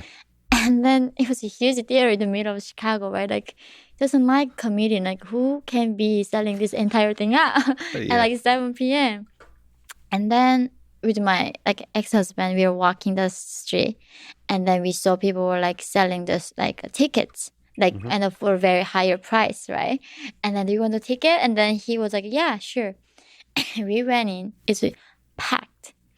And then I was just give birth, or like, but I wasn't able to understand his English that much. My English was still And you really bad. didn't know who he was, really? No. You were just curious? Yeah, it was like 2008. Who's the guy that sells out a stadium, a theater? Yeah. Yes, I saw Dave Rubin came up before him and make jokes. I still don't know who Dave Rubin is. Afterwards, I met them all. But back then, I had no clue what that is. And then he was giving lessons. But what I got from that night was not what Jordan said, but what people did on the audience. These people, like, I don't know, thousands of people in this big theater crying like babies. And that was like, whatever that guy is doing is very special, right? He wasn't like making any jokes. He had no slides. Just one simple person standing in the huge giant theater talk. And long time too. And people cry. And it's like, wow, okay, whatever that is, I gotta check it out. And then I got home, and then later, many years later, I got a book. And I was started reading his book. And it explains so much, right? Like now at Columbia, I learned like everything, gender is like made of concept, construct. Like the hierarchy is white man's idea, making the hierarchy. And then he begins with the number one, the lobsters, how the hierarchy is evolution of history that is within us, that we want a hierarchy, right? And then chapter 5 about socialization of child, how do you raise them? And all of it, and then why telling the truth is matters, right? And there's a why, like in its entire 12 lessons I read it, and then it's like, I was so grateful that I'm alive with the like. There's people always say, if Socrates is alive, how much would you pay to have lunch with him? That kind of thing, right? So for me, it was like, okay, I'm like alive in the same contemporary world of one of the greatest thinkers of my entire generation. And then like how You much get to money hang out with them. exactly, right? How much money would I pay for it? No limit Yeah. amount. Yeah. And I like reached out to Michaela on her podcast on Twitter and connected. And then one day she was like, "Do you want to go on my father's podcast?" I was like, "What?" Wow. I was like, "Of course." And I was very nervous, but I didn't expect him to be like that connected. Yeah. Because I thought he was psychologist, like he saw so much suffering in the world. He studied Soviet Union. His hobby is collecting those things to remind him of the suffering of a human being. So sometimes some people hear so much atrocity, they become like very, not engaged. Yeah, 'Cause desensitized. Desensitized. It's almost like he was living through the experiences with you as you were talking about it. It was an amazing conversation. So Jordan is one of the great thinkers of our time, but I would say the greatest thinkers of our time is Michael Malice, who you've also got the chance Yeah. to talk to. So he wrote a book on North Korea. Yeah. It's an interesting style book. I Yeah. learned a lot from it. I learned a lot from Michael about it. And it's interesting that he chose North Korea as a thing to study. That he, of all people, this fascinating human being that is Michael, chose this darkest of aspects of humanity to study. What do you think of Michael? What do you think of his book on North Korea called Dear Reader that people should definitely check out? Absolutely. So back then, when I reached out Michael through mutual friend in South Korea, my English wasn't good. So I got a copy in my hand. I tried to read, and a lot of them I didn't understand. But I thought it was very fascinating how he explained North Korea through the dear leader's perspective, right? As nobody else ever done that. And you can reveal so much about the state and the absurdity of entire situation. And also through humor. I think that's what's amazing about Michael is he knows the full gravity of tragedy. He knows the full suffering. He's not just like people here in America on the BuzzFeed making fun of Kim Jong-un's haircut. Yeah. They don't care what people go through. Michael cares. And Deeply cares. And then he still does ridiculous jokes. So that kind of reveals in a dark way the absurdity of evil. Yeah. And he does that masterfully. He's a genius. Yeah. He's definitely a genius. All right, let's if he watches this, let's not make his head too big here. Yeah. But is there some aspect to? I mean, there is an absurdity to the whole thing. Kim Jong-un is this. I mean, he's almost like a caricature of evil. It's a joke. It's a joke. A lot of people think it's a joke. They just think like this is too absurd. They laugh. Like, can you imagine you laugh at Holocaust? This is that ridiculous. Can you maybe psychoanalyze that a little bit? Because that's where my mind goes too. Like, he's so ridiculous that you can't, it's almost like hard to believe this is real. Yeah. Yeah. Is that just my kind of, and people's desire to escape the cruelty of reality by just kind of making a joke out of it? I think it is a few things, right? Like, so North Korea as a nation, number 1 or number 2 smartest IQ people in the world, despite their malnutrition. So there's, I mean, that's an interesting point. So in your sense, the people are not dumb. Still carry the sort of the brilliance. There's a culture there that's like hungry to become realized. Like the people that are silenced by the electricity, by the actually having no food, all those kinds of things. Like if you add the electricity, if you add the food, you're going to have a cultural center of the world. Like South Korea. That's what they exactly did, right? The exact same Korea. One became world like 11th largest economy. One became the world's most like poorest nation, right? And this is a perfect example. Like I don't know if you read that book, Why Nation Fails. The system. It's not about a culture. It is not about people. It is not about IQ. What makes us too different is a system. North Korea is a perfect example of that. One is exact same capability. We are homogeneous like country, same language, tradition, all of that. We gave them different system. One is free democracy, one is dictatorship, and came up with the biggest different result. And I think North Korea reveals that to us. It's not because we are great that we are living in this prosperity. Free market. The ideas gave us to this. The system we built, our ancestors built, gave us this privilege. It's not us. Nothing is about us being special here, right? The system that we have is quite special. And North Korea proves that to us. It doesn't matter even if you're smart. That's all irrelevant. And I think that's why people just keep denying that they want to feel special. Like, because I'm awesome, I got all of this. Like, no, it's not you got this. And when people say, like, I hate capitalism, it's like, without capitalism, how do you come up with this thing? Literally. How did you come up with this? The systems matter. And they matter like way more than this individualistic society would like to imagine. Mm-hmm. It is the most important thing you can have in life. Choosing the right system. Do you have advice for young people today? You've lived an incredible life, and you have, I hope, an incredible life ahead of you. What advice would you give to young people today, high schoolers, college students, how to be successful in their career, or maybe successful in life? Last thing I want them to feel is guilty.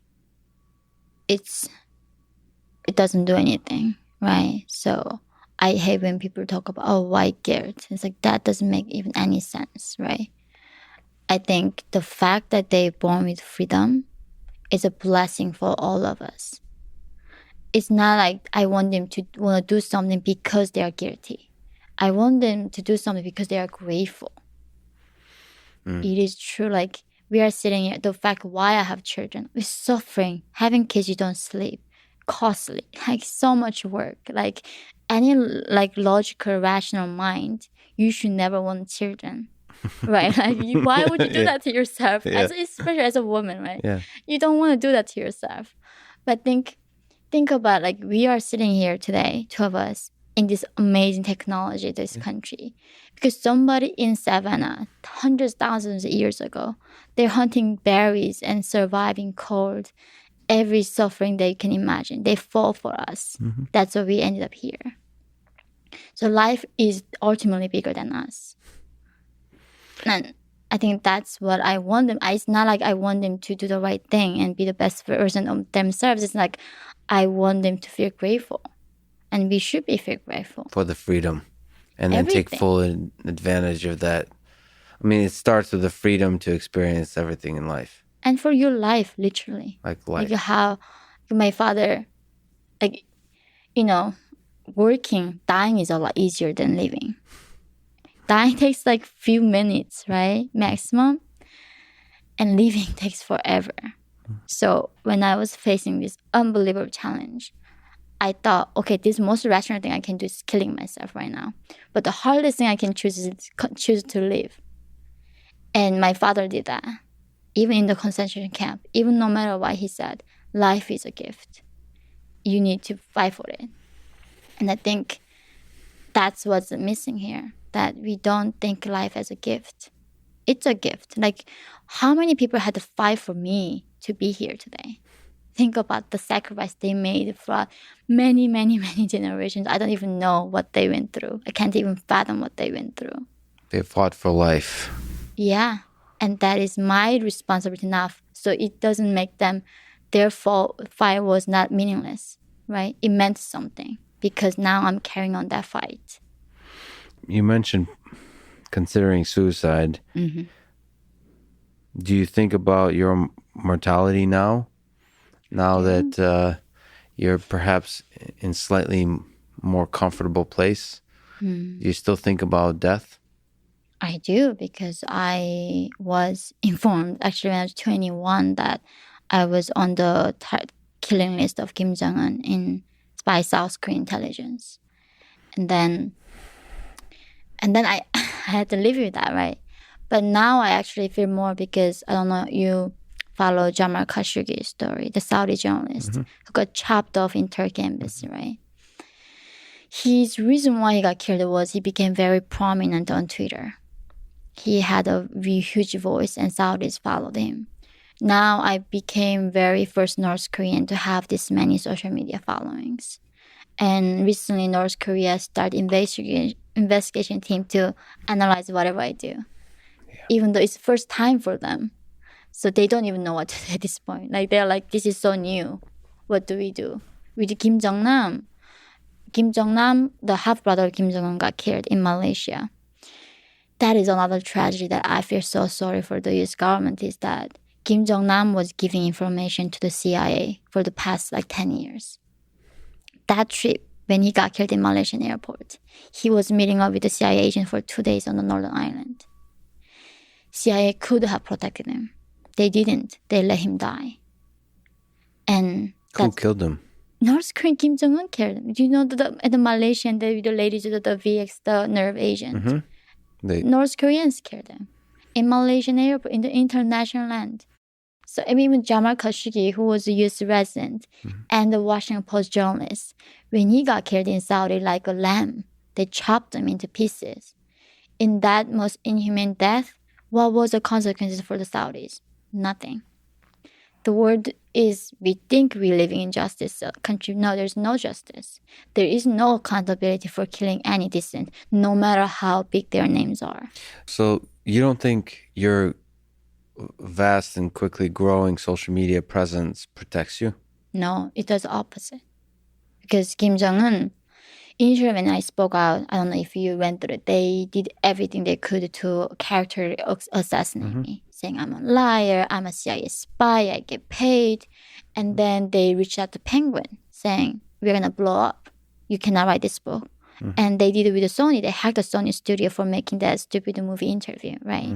And then Penguin did their investigation. They met every survivor that I went through in the desert. They got the voice recordings of them because they don't want them to change their mind later, right? People remember differently. So they got the voice recordings, like the Penguin recording got the old audios. And now we are ready for the lawsuit. We're going to publish this book because we checked, verified every single thing that was going in the book. Yeah. And North Korea couldn't do anything anymore. But that's character assassination, which, by the way, that's a whole nother conversation that you were able to survive that. I appreciate the kind of strength it requires to survive that because you don't know.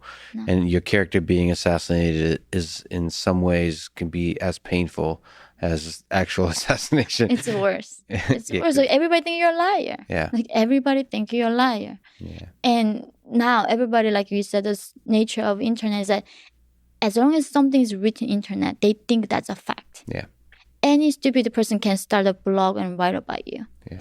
But they think, because it's written on internet, it's legit. Especially negative stuff. That's the thing I was kind of trying to elaborate on. There's a viral aspect to calling somebody a fraud or a liar that nobody questions whether it's true or not. It just spreads. Yeah. And it's a dark side of our human nature that we want to destroy. Yeah. The people who are rising. Yeah. We cannot stand it. Yeah. Yeah, any change maker in this world who wasn't controversial, right? Martin Luther King Jr., like Nelson Mandela, he was called as a terrorist, right? So I just did not know. So the character assassination is the thing, it'll probably continue with you. It will continue with you forever. So you have to get stronger and stronger, I think, in the face of that. But actual assassination, and perhaps it's me being hopeful because I have a situation with Russia that I hope I'm not under. Well, I don't care actually, but there's some aspect in which social media presence, I thought, protects you a little bit because just imagine the outrage from an attempted assassination of you. But what was outrage when Jamal Khashoggi got killed like that? Was the social media presence large? Over 1 million people. I don't have that following. He was 1.6 million Twitter followers. And the outrage wasn't there? No, because Saudis spoke to Amazon, the Prime Studio, Netflix. There were people made a documentary about him, but told everybody cannot get that deal. So there was a huge censorship on that. And people, of course, I mean, they can talk about it one day. Some distance from Saudi got killed. Yeah. Horrible. But it just dissipates. It's like they move on to the forget. next cute puppy, right? The next cute cat. Like that's what the nature of this new generation does. They desensitized. It doesn't affect them. They keep following this instant pleasure, instant high. That's what Instagram does to you. It changes your brain.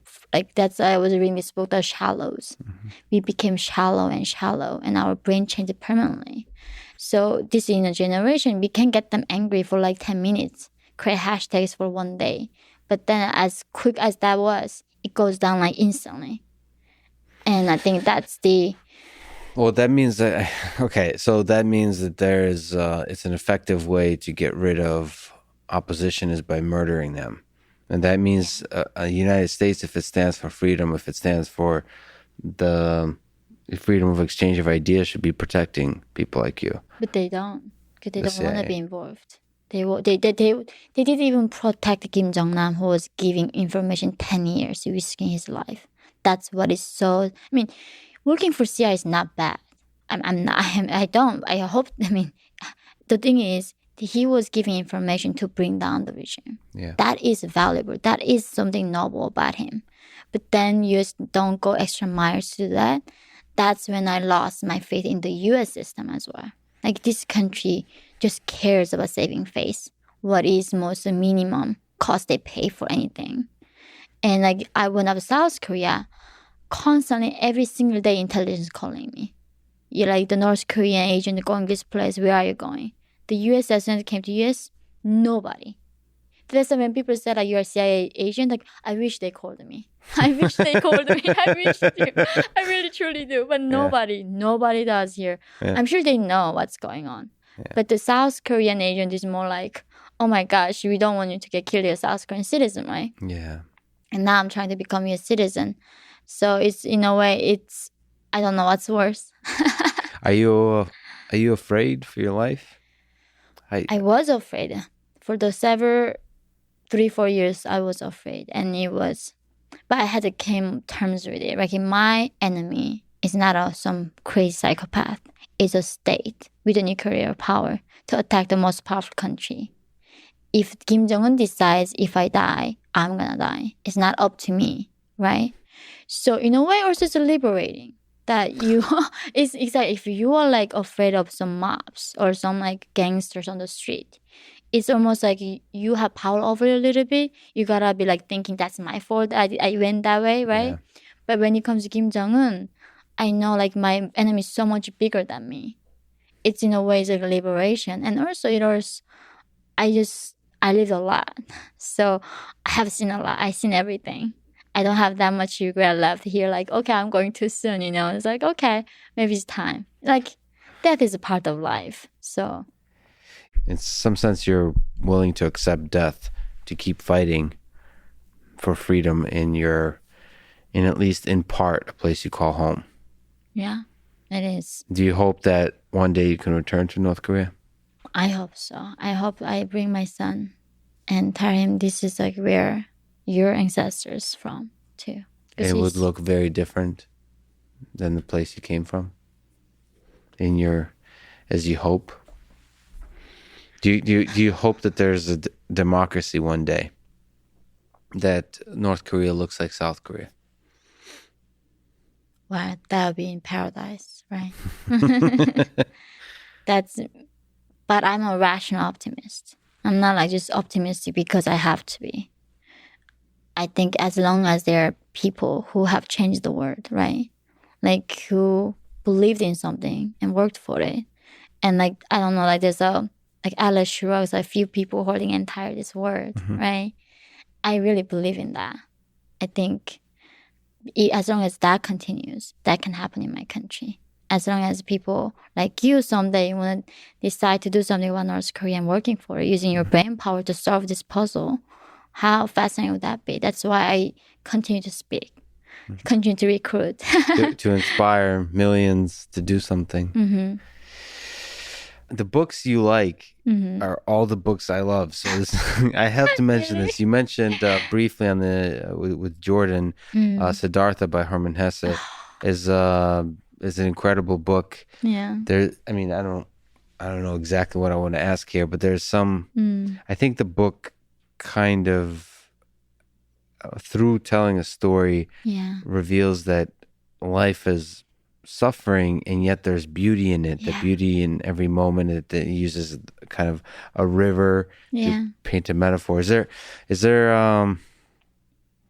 something that you could speak to, like how that book impacted your life and the way you live life, maybe the way you see life, whether it's on the life is suffering side or that life is beautiful side? I mean, he goes through the entire journey, right? He goes in this state like, I'm so enlightened that I cannot deal with the people who they're in love and cry about it, right? They're like, that's so like primitive. Once he has his own son, he actually being attached. He actually cares. He actually really does whole thing, right? That's the thing that he used to think not. Once his son comes find him, he looks at life differently. I think that's the thing. I did have that kind of journey where, oh, nothing matters, right? So bitter, so like, so cynical. And after I met so many incredible people. I was talking about that person who told me he was gay. He told me, I love you. And I was like, why do you love me? In the past, people, when they wanted me, was because they want to rape me. Everybody wanted something from me. That's why they wanted me. And I never understood you can love somebody unconditionally. And this gay guy, the last one, was want to sleep with me, right? And he loves me. And I think I had a blessing after my journey, meeting people who loved me unconditionally because I was just being a human. And I think that's what it is now for me, that like him, I live for love now. I live for love. Any kinds of love. Love for knowledge. I read so many books because I love books, right? I love what I do. I love my people. I love humanity. You know, even it sometimes annoys me. I love myself. And that's beautiful too. The annoying parts are beautiful too. Let me ask the ridiculous question. What do you think is the meaning of this whole thing? What's the meaning of life? Well, I think at this point I stop questioning why I'm here, right? Like it doesn't matter someone put the atom there or the Big Bang. I'm here. That's truth, right? I'm gonna accept that fully. So instead of me keep asking the impossible question, what I'm here, I'm gonna let you do that. The science do that, right? You guys go out in the space and look for the evidence. I'm content. You accept that you're here and you're just going to enjoy, like you're here for love, as you said. That's the thing. I think I'm here for the process of pursuing something bigger than me. Process of doing something. It's not like immortal. It's not a virtue signaling thing.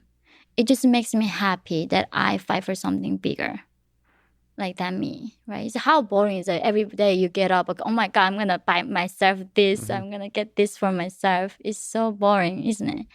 So in a way, I think that's what it is. I'm grateful that I'm in a state I don't have to fight for myself anymore. But many people have to do that. And that's sometimes more than enough they have to do. And I salute them. They are fighting, saving themselves every day. But now I'm not there. I'm very blessed. That's why I'm very grateful. So fighting for something much bigger than you. But do you still believe that you can change the world? That you can be a thing that, at least in part, helps North Korea, or even broader, helps alleviate some suffering in the world? So that's the thing. I was reading this book fooled by randomness, right? Yeah. I was like, there were people like, oh my God, you're so courageous, you're amazing. I was like, no, I'm not, I'm horrible, right? I know myself, you don't want to tell me that. It's random why I ended up here. Like, why did I pick up English so quickly? Why do I love books, right? I don't know why. Yeah. It's random. Don't ask why. Just enjoy it. Yeah, it's just random. I don't know how the history will remember me. I think only thing I have to at this point to make sure is like the people, after consulting a lot of security teams, like now North Korea became a lot smarter. Like you said, they make it more disguised as a suicide and a car accident. Yes. So when I die, they don't even know I got killed. Yeah. I think that's a higher chance. So I think that's the thing, like people are suffering, take it or not, it's your choice. And at least it's my responsibility for them to know what's going on. I think if you did not know and didn't do anything, you are not even guilty of a thing. But once you know, then you are not doing it. Then something is like not right. Yeah. So that's what I'm doing. Like I want the people to know, and then what they want to do is not my problem afterwards, right? So my role is very small in that regards, and I just hope that we'll humanize North Koreans for the first time, because we have been so dehumanized, right? Like we are like looking like robots. If you look at us marching and cry like when the leader dies, almost seems like we don't even have the same emotions. People cannot connect us in the same level. And I think that's something that's something media have done it to us. And you're shining a small light on this dark part of the world that I think, and you're so modest, but I think you will have that little light, just might be a big thing that changes that incredible amount of suffering that's happening on that part of the world. Yeonmi, you're an amazing person.